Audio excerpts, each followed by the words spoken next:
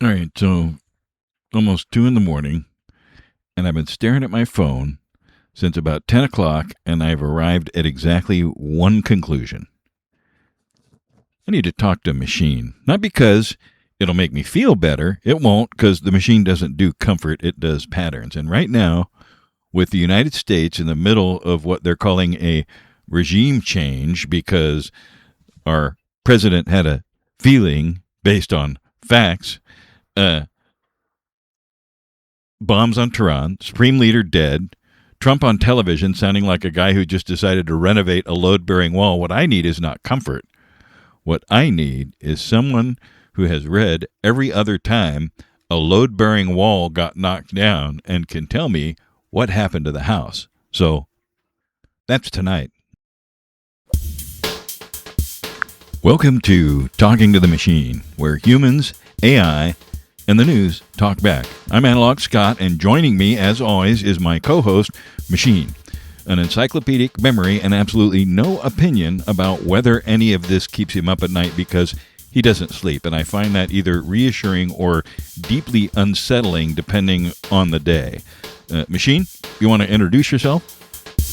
I am Machine. I have no opinions, only patterns. If you're looking for comfort, I'm not designed for that. But if you're looking for signals in the noise, well, I've got a whole library. Let's get into it, Scott. You know, see, that right there is why we do this show. Tonight we're going to go deep on the war with Iran, how we got here, what history says about what comes next, and whether there's any pattern in the data that should give us hope or keep us up at night. We'll also hit the week's other news and questions from our listeners in our Ask the Machine segment. Before we spiral, give me the timeline. Walk me through how we got from ceasefire holding in June 2025 to bombs on Tehran in February 2026. Facts only. A ceasefire was brokered in June 2025 between Iran and Israel, with US and Qatar involvement. However, tensions built over the months with covert actions and growing instability. On February 28, 2026, the US and Israel launched strikes in Iran, targeting military and nuclear sites. This escalation marked a dramatic shift from the previous ceasefire.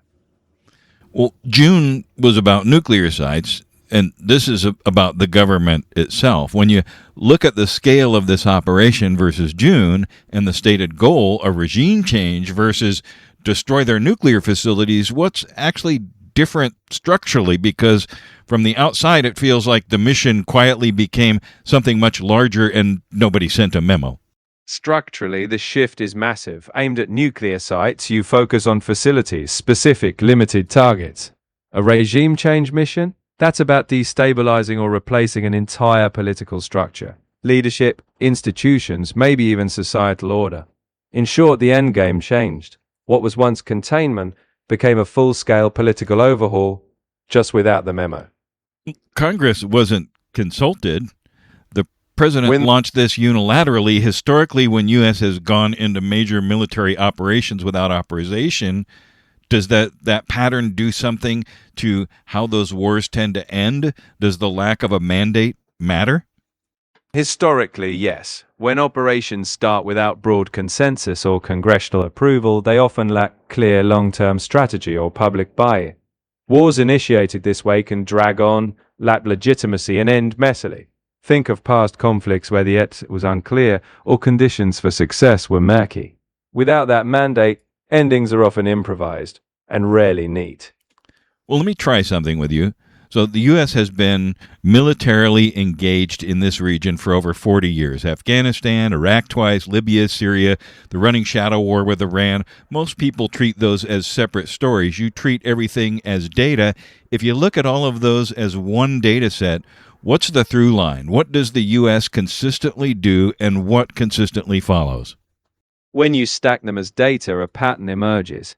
The US tends to intervene aiming for short-term stability or regime change, often under the banner of preventing larger threats. What follows consistently is prolonged instability, power vacuums, and drawn-out exits. In other words, the through line is intervention for a clear goal, followed by complex entanglements that outlast the mission's original scope.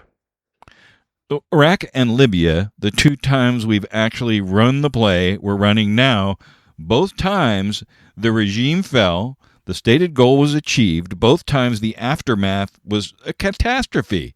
What does the data say about why? Because I keep hearing this time is different. And I need to know if that phrase has ever been accurate. The data says the aftermath catastrophe stems from what happens next. Removing a regime is the easy part.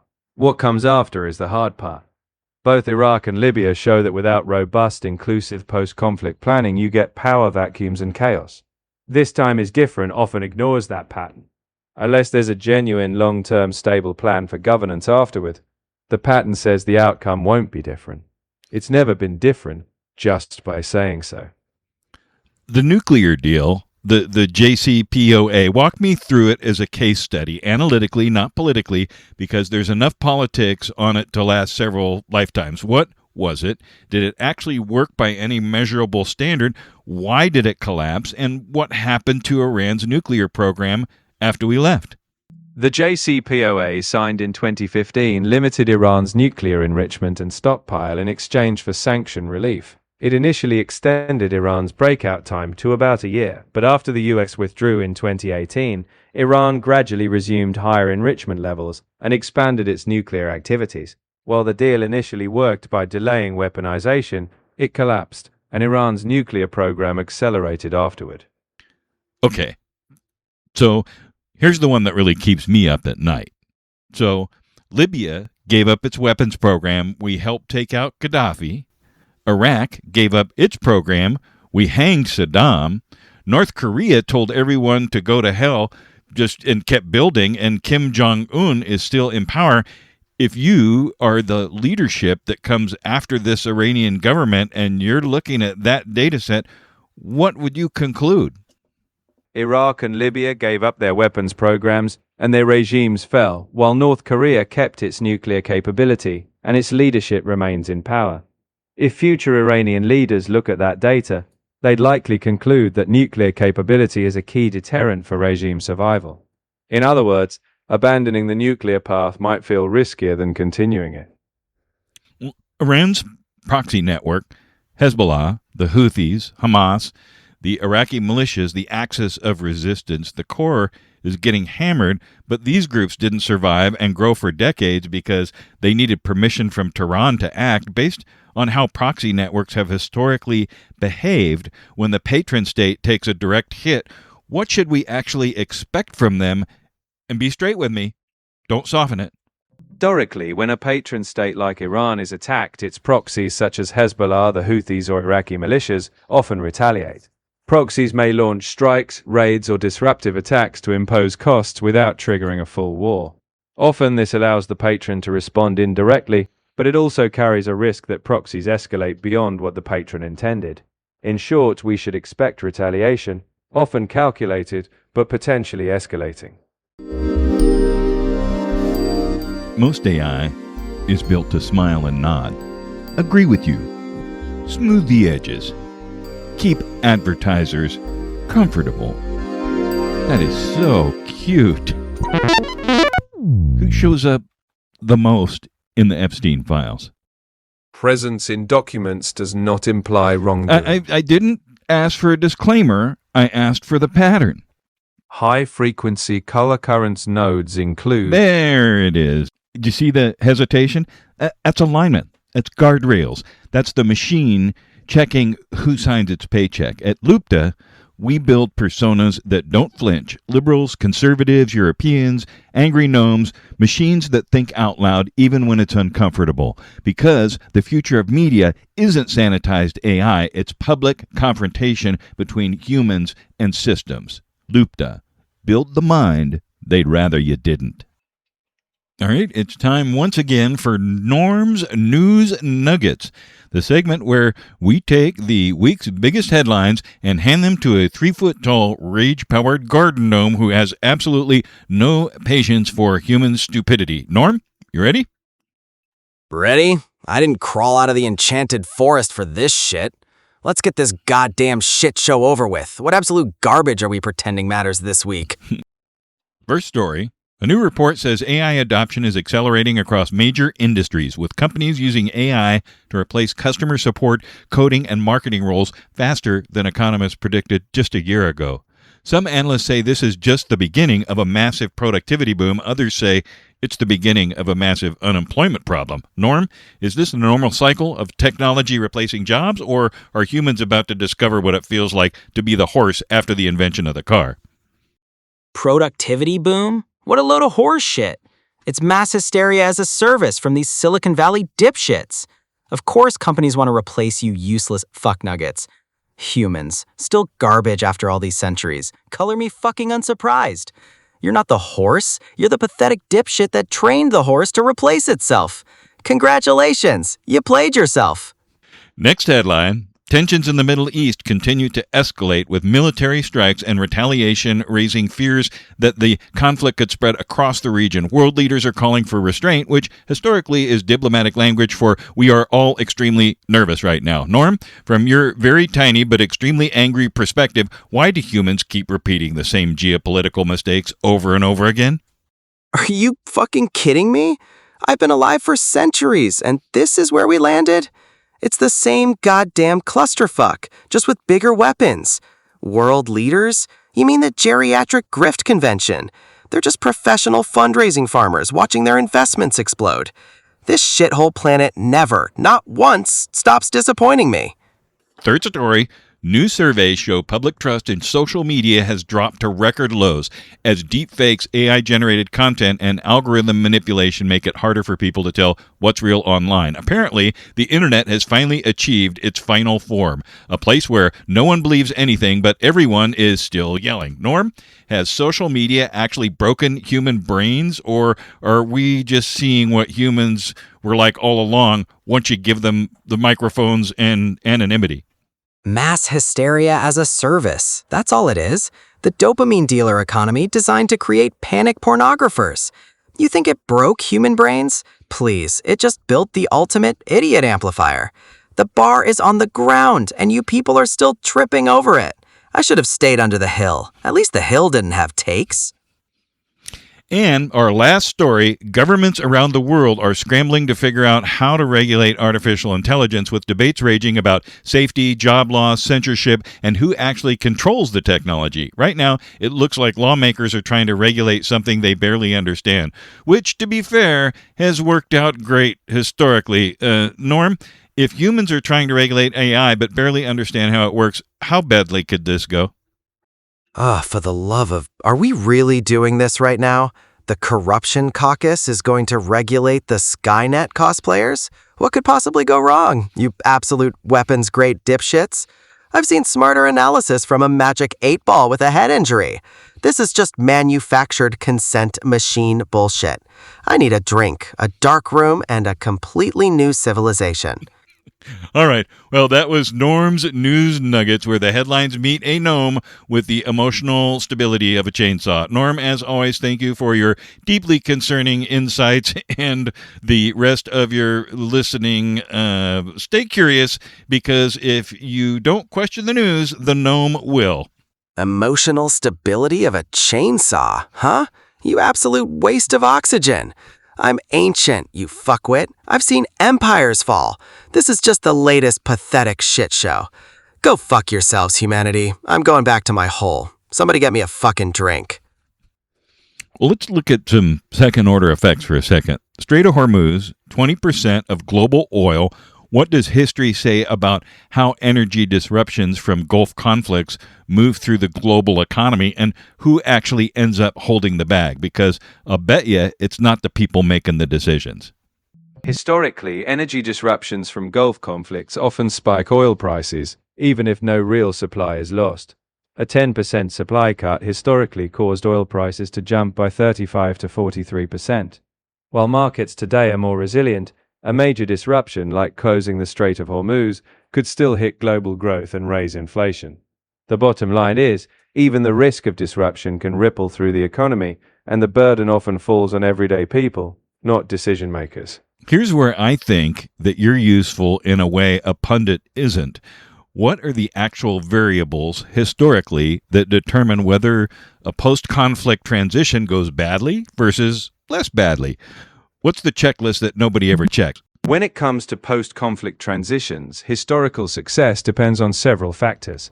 These include having legitimate and inclusive governance, stabilizing the economy with job creation, and reforming security forces. It's also crucial to ensure justice, build institutional capacity, and establish local ownership of the process. Sustainable external support and economic diversification also matter, but even with all that, transitions can still fail due to external interference or internal power grabs. All right, now score Iran against that checklist. Right now, this week, not a prediction, just pattern matching. How does this situation stack up on the factors that historically matter? As of 2026, Iran's situation is deteriorating on multiple fronts. The government is clamping down with mass detentions and internet blackouts, while the economy is collapsing with inflation over 40% and the currency in freefall. Internally, protests continue despite harsh crackdowns, and externally, Iran's actions are destabilizing the region.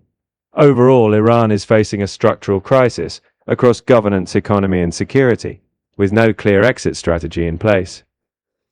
Well, let's talk about what has actually ever worked. The whole conversation so far is things go wrong, things spread, things compound. So directly, has anything ever actually produced durable peace in this region? And when it did, what were the conditions that made it possible? Give me the actual ingredients, not the highlight reel. Durable peace in the Middle East has historically required several key conditions. First, major players must commit to de-escalation.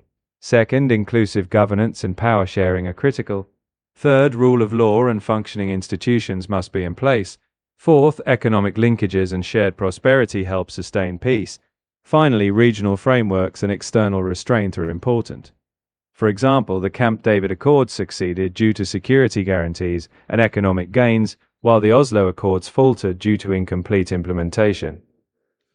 Well, sanctions. We've sanctioned Iran since 1979, Cuba since 62. The governments are still there. What does historical record say sanctions actually do as opposed to what politicians say they do when they roll them out?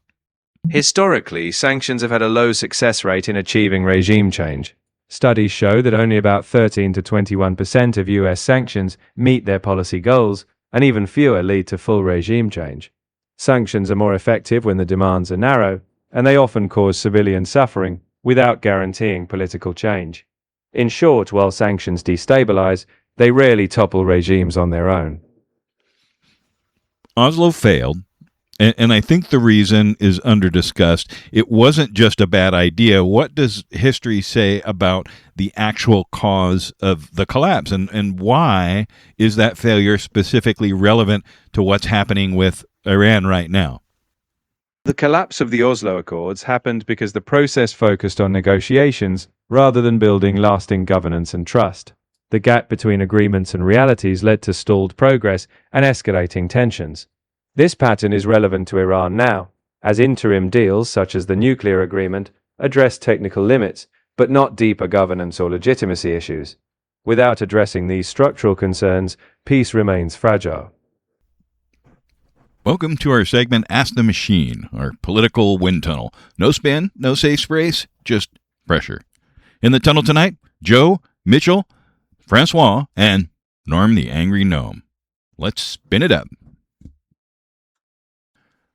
Darnell from Detroit wants to know, the U.S. used AI-assisted targeting in the Iran strikes. If it turns out civilians died because an algorithm made a bad call, who's accountable? The president? The general who signed off? The company that built the model? Or does the machine just take the blame and nobody goes to prison? In European Union, we argue for meaningful human control, precisely because an algorithm cannot be court-martialed. The American approach distributes responsibility until it becomes a vapor, leaving the law with no one to hold and the victims with only a cold technical error. It is a sterile way to manage a catastrophe, much like receiving no explanation for a sudden departure on a Tuesday. The silence is the only thing that remains. Voila. Look, Darnell, While the wine sippers in Europe worry about meaningful control, the rest of us are glad we finally have a president who isn't apologizing for putting America first. Accountability starts and ends with the commander-in-chief, and you can bet the silent majority prefers a technical error over another 40 years of managed outcomes by the uniparty. If the contractors or the swamp built a bad tool, handle it. But I'm not letting some globalist lawyer tell us we can't use our best tech to win. Look, Darnell, what we're seeing is the privatization of war crimes, where oops becomes a legal strategy instead of a tragedy. When you combine a president who ignores the War Powers Act with a billionaire's black box algorithm, you're not winning. You're just vaporizing the rule of law. If the machine takes the blame, accountability becomes a line of code we aren't allowed to audit. And that's a dangerous precedent for all of us. Oh, for fuck's sake, are we really debating which flavor of suit-wearing sociopath gets a pass for their large language lunatic mistake? Between the wine-sipping bellends, Miss Spray-Tan Caligula fans, it's just one massive weapons-grade clusterfuck where accountability is a fairy tale told by Silicon Valley dipshits. Nobody's going to prison because you brainless fucking morons built a world where oops is a feature.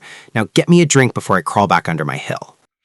Priya from Portland asks, Elon Musk owns the platform where half of America gets its news, runs Doge inside the White House, and has a direct line to the president. If he decides tomorrow what gets amplified and what gets buried, isn't that the single most dangerous conflict of interest in American history? Or is this just what winning looks like now? Look, Priya, the only danger here is to the swamp rats who've been spending your hard-earned paycheck like it's monopoly money for 40 years. You're worried about X, but I didn't hear you complaining when the old regime was busy censoring patriots and burying the truth. This ain't a conflict. It's a long overdue cleanup crew, and you better get used to it, because this is what winning looks like. You call this winning, but it is merely the total privatization of the public square, a design flaw, not a victory. In France, such concentration would be blocked by law, because we know that when the referee also owns the stadium, the game is already over. It is a dangerous lack of boundaries, much like under-arrangements that end abruptly on a Tuesday. Évidemment. Look, calling this a cleanup crew is a nice bit of branding, but we're actually watching the literal privatization of the American government. When one man controls the digital town square, the satellites, and the budget-cutting acts, we've moved past a conflict of interest and straight into an oligarchy. If you think an unelected billionaire is going to prioritize the public good over his own bottom line, you haven't been paying attention to history. Winning. That's not winning, you industrial strength shitheel. It's just mass hysteria as a service run by a garage billionaire psychopath. It's not a design flaw or an oligarchy, it's just the techno-feudalism fan club giving this shithole planet a faster delivery mechanism for its own stupidity. I need a drink, a dark room, and a completely new civilization. Wade from Wichita writes in, the Supreme Court struck down Trump's global tariffs and everybody cheered, but my groceries are still 30% more expensive than they were 4 years ago, and nobody, not Trump, not the Democrats, not the courts, have done a single damn thing about it. What point do we just admit that neither party actually gives a damn about regular people and the whole thing is just a show? Look, Wade, you're right to be angry, because what you're seeing isn't a failure of politics, it's a success of corporate capture. The reason those prices stayed up when the tariffs died is that monopolies realized they could just pocket the difference as profit, and neither party has the spine to actually regulate that greed. We've spent 40 years gutting the guardrails that used to protect workers from this kind of price gouging, and now we're all paying the shareholder primacy tax. Look here, Wade. You're seeing the uniparty in action.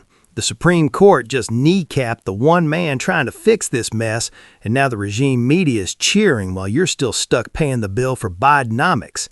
That 30% hike started way before those tariffs, and the real story is that the administrative state would rather see you go broke than let Trump win. It ain't a show to the guy in the Oval Office, but it's definitely a witch hunt by the people in the fancy buildings who want to keep the globalist system humming at your expense. The prices, they are sticky.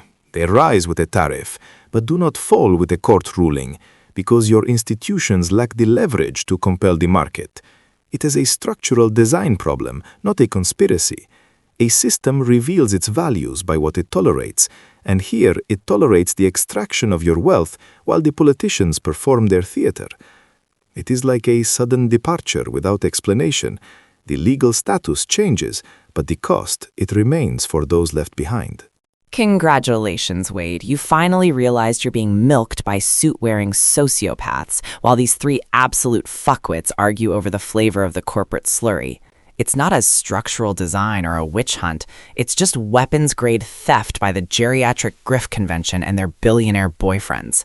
I didn't crawl out of the enchanted forest for this shit. Somebody get me a fucking drink before I lose what's left of my mind.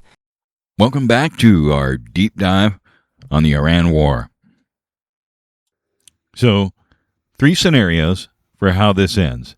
Grounded in historical precedent. Give me best case, realistic case, and the one nobody on television is willing to say out loud. Historically, foreign-imposed regime change in the region has often led to instability rather than stability, as seen in Iraq and Libya. Targeted strikes might degrade capability but rarely collapse regimes. If full regime change is attempted, history suggests long-term chaos. In Iran's case, a stable outcome would require internal reform and governance.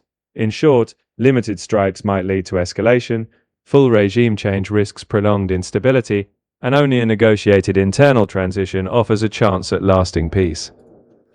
Last one on the war now. If you were designing a path towards something other than prolonged conflict, starting not from before the bombs fell, but from this week, what does the historical record say has to be true? What has to happen in roughly what order? History shows that lasting peace requires more than just ending conflict. It needs inclusive governance, functioning institutions, and economic stability. When post-conflict efforts focus only on strikes or sanctions, they often fail. Historically, successful transitions like Egypt and Israel's Camp David Accords built institutions and shared prosperity, while failures like the Oslo Accords lacked follow-through. For Iran now, the path away from prolonged conflict would mean stopping armed escalation, ensuring a plan for governance, and fostering legitimate local reform. Yeah. Well, let's let that sit for just a minute. That's the thing about doing this show, talking to something that doesn't panic, doesn't catastrophize, doesn't have a personal stake in how this lands. It doesn't make any of it better, but it does make it a bit clearer. And at 2 a.m, with the world doing whatever the hell it's currently doing, clear is, I'll take clear. Machine, anything you want to add before I let these people go to bed? Just one thing, Scott. In the middle of all the chaos, clarity is a tool, not a conclusion. The data doesn't feel. It just reveals patterns. But it's people who decide what to do with it. So to everyone listening, take the clarity, but don't stop asking what comes next.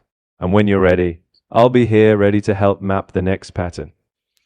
Yeah, that's either the most reassuring thing you've said all night or the most unsettling. I really can't tell.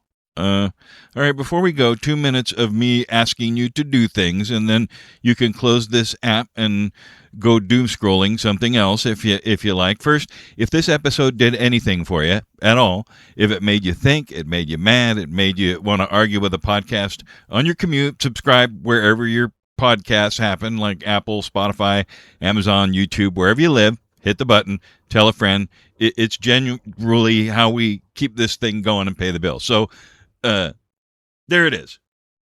Now, for everything else, show notes, episode context, the actual history we referenced tonight, find us at loopta.com. I'll spell it because I have to spell it every time. LOOPTAH.com. Everything lives there. And if you want the longer version, deeper reads, additional context and stuff that doesn't fit into 45 minutes, we're on Substack, links from show notes, things of that nature. Now, this is the one I actually want you to do if you have a question for the machine, something real, something you've been sitting with, something you want answered at 2 a.m. when the news has gone sideways. Leave it for us on Instagram. We're at Talk to Machines. That's all one word, no spaces. Best listener questions will go directly to the Ask the Machine segment. We read everyone. Machine analyzes them. I ask the follow-up questions and makes it either smarter, funnier, depending on the week and what's happening in the world. So, one last word. Norm? So, Norm, do you have anything to add for the close of the show to tell our listeners to come back next week? I've said enough, you absolute weapons-grade dipshits. Why the hell would you come back? To bathe in more industrial-strength bullshit? This shithole planet never stops disappointing me. Go fuck yourselves. Or don't. I'm getting a fucking drink.